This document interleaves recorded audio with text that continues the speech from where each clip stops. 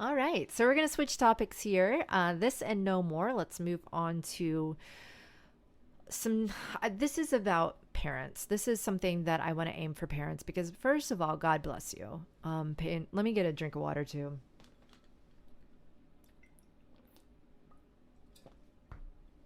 God bless you. Let me tell you what. Raising kids, whoo, I am not a parent, but I love children. And I've always felt like being, as a woman, I always felt a strong calling to help society with the raising of children because I think it's a very big job. And I think these days parents have a lot of influences, have a lot going on. And I just want to say, I really feel for you. I pray all the time for parents and children out there. And I love being part of a community that is working to raise healthy, strong kids. And I also love being part of a community that wants to protect children and make sure that we are treating them as the innocent, beautiful little guys they are. But that being said, there is also a sign of the times. There's always trends that happen in different time periods with parents. It becomes the norm. And there is a norm these days to get a little bit confused about, really when to have discipline and structure for a child versus when to not break their spirit and follow their inclinations. And I know a bit about this because my mom was ahead of her time, and I think she raised us in a manner that was sort of along the Montessori line. She was very, very good at um, following our own curiosities and our own creativities when we were young. And I studied this with the Reggio Emilio method, which is out of Italy. And this method is a lot about early childhood development. I was very interested in the idea of developing emotional intelligence at that age, as well as helping them to uncover what was their curiosity, what was their interest. Who are they? Even at that young age, you can see such differences in personalities and inclinations, and some of them they come right in with it, right? It's not just about the parents or the society that they're in. I mean, children are so different one to the other, so unique, each one of them. And when you get a chance to work with as many as I have, then you get to see that. And so I felt like I made it all the way through the education system, got into my 20s, and literally had no idea who I was. Not even a clue. And had done great in school. I was a student. Never caused any problems, right? But suddenly it's my turn to make decisions about my life in the world. And I had not a clue. I didn't even know where to begin. So, one of the biggest things I wanted to do is learn how to help children, and I believe it's part of what the education really system should really be about. And I know many homeschools and many alternative education systems are doing this now. Like, how can we help them to uncover their talents, their interests? And you can do this as young as, 3, 4, 5 years old. But it's not about acting like they're little tiny adults. Okay, that wouldn't actually be responsible or safe. You want to respect them as a soul coming into a body with a life that they're going to live, and it has nothing to do with you. You're merely there to help them. But from another angle, they don't know what's going on. Okay, they really don't. They are trying to figure it out, and they need loving adults to provide structure and boundary around them to guide them. They don't really want to be alone, and they don't really want to be the leaders in their family. And this is one of the confusing things that I think is happening a lot. I saw it a lot even 10 years ago, and I think it's gotten more so. Um, just understanding for parents, it's that discernment again, right? When to provide those boundaries and that structure and be the parent for that child, and when to be, allowing and following and encouraging that child's natural inclination. So this is a tricky subject. This is a tricky subject, and I can't speak on it from a huge global perspective, especially also keep in mind I'm not a parent. But I hope that because I'm not a parent, but my unique position has been to just work with many, many children from many different ages, from many different backgrounds, right? Cultural backgrounds, ethnicities, countries, languages. I've worked with many children. And one of the things I saw over and over again is that when that parent has that correct, then that child, you see a difference in that child. They do have for example, if a child is being a bit too indulged, right? Being sort of allowed to dictate everything for the family, like every single decision is being made by the child, then there can be an insecurity there in the child. There can be a anxiety, because children, they're testing boundaries and the parents don't realize that's what they're doing. It goes beyond now that the child is just saying, hey, I want this or I want that. They're testing, they're waiting for the parent to push back, because they feel better when they know that they can explore, but they're being watched. There's safe boundaries around them. They're not going to go over the cliff, right? That they can explore freely and without anxiety because somebody's watching out. Whereas if the parent is too permissive, then they're not sure if they might accidentally fall over the cliff. And so there's an anxiety, an anger, tantrums. There's things that happen that are beyond, in my opinion, what children normally do. To throw those tantrums. When they start testing boundaries at 2 and 3, they're not given the appropriate pushback on them, then they will continue to do that, and it will get more and more extreme, and the child will show more and more emotional instability over it, because it's disappointing. They're not going to be able to ask for that. They're not going to say, hey, can you please put some boundaries up for me? But in reality, that's what their action is showing.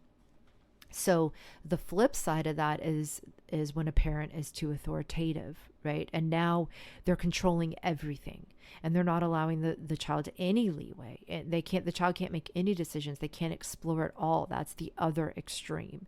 And I understand where parents come from that one as well. They do want to keep the child safe, and they want what's best for the child, right?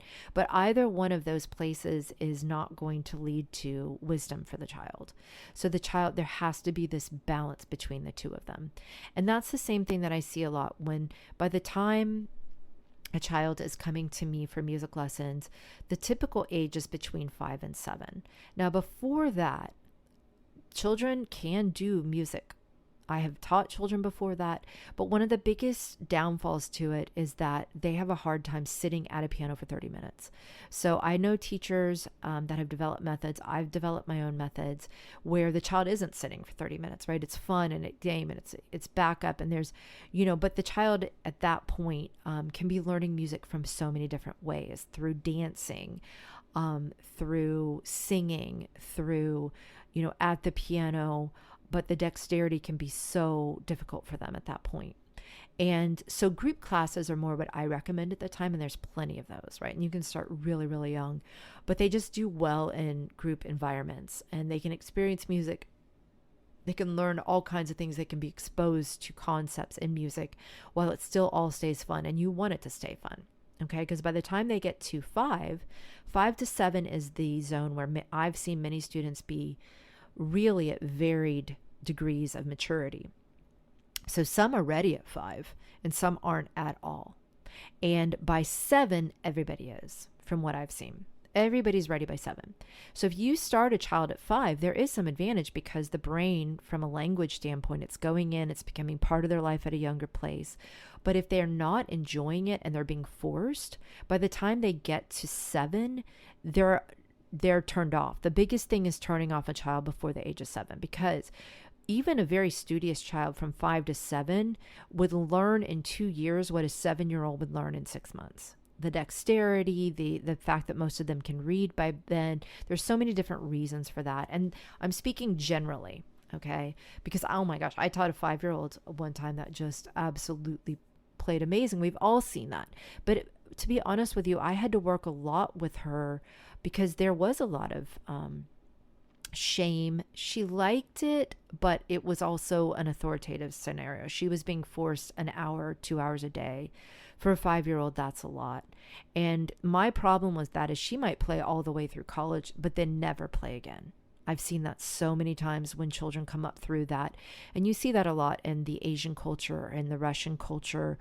Eastern Europe, they have an incredible tradition, and the technique that these students get to is absolutely phenomenal. But there's pushback on that from the American method, because the truth is, many of us know people that went all the way through that and then they don't even touch an instrument. And to me, it was far more important to instill a love of music that the child could develop, because anybody can become serious at 13. Right? Anybody can. I've had a student that was the case. We didn't push her. We allowed her to do her own pace, but we also made it like, hey, you're not going to waste your mom's money either. And sure enough, her love of music just kept growing and growing and growing. And she's now getting her master's and is an incredible composer. And nobody forced her. That was her interest. I think her mom did that one just right. And I think she was, once again, she was from a family that there was definitely boundaries and structure going on, but she was also given the impetus that this was her initiative and that she needed to go. And there was like the first 2 years, she didn't practice near enough of what I would have liked, but she never gave up. Every week she improved at least a little bit. And during those lessons, she worked hard and she loved it. And sure enough, it grew and grew and grew over time. So this is one of the things that parents have to consider, is that forcing a child, yes, that can rob the child of a love of music that would then make music something they never want to do again. But there's another side to it that I'm seeing very, very often now. And that is like imagining that a 5-year-old or a 7-year-old, if they're not sitting down and just practicing a bunch on their own, that they must not like it. So go ahead and quit the lessons and try another interest. There does need to be, I have never, even that child who ends up being like a major, musical talent, she didn't want to practice. No child that I have seen wants to practice ever. Ever. I'm going to say ever. Okay. So there is some partnering and is some structure that needs to happen, and the expectations need to be managed. And many times in those early years, the students I'm working with the students, the parents are working with the students. We're not forcing, we're asking for minimums. And when those minimums are hit, we're encouraging it, and then it grows naturally on its own. But, it's, some parents are just like, well, they're just not practicing home. Like, I just don't know what. And they make it a shameful thing. And it turns the students off to the music. Or if you have a music teacher who's constantly harping on the practicing, it's like, oh, you're not practicing with something. Students get it in their mind, like and parents do too. Like there's these students that are little Mozarts and they just want to play, and they give their child a chance at that. And if they don't do it immediately, well, they must not be musically talented. That is a misconception. Every child below the age of 12 needs some amount of guidance and structure from their teacher and their parent. Some level of like, you need to stick with this. If I'm signing you up now for the beginning of the year, you are going to stick through it, because there's ups and downs. Okay. Even students that love music go through periods where they don't, or they're busy, or we hit something hard. So there can be a level of character development that can be happening with these music lessons. And that's more what I recommend with parents, even if they're 5, even if they're 7, even if they're 9, that it's not just, oh, let me stick them in some classes and let's see if they like it. Typically the child, they might even say they like it, right? They might even say they do, but there needs to be, some sort of level of not just following the child's whim on that, but saying that this is a commitment and it's going to be up and down and you're going to need to stick with it.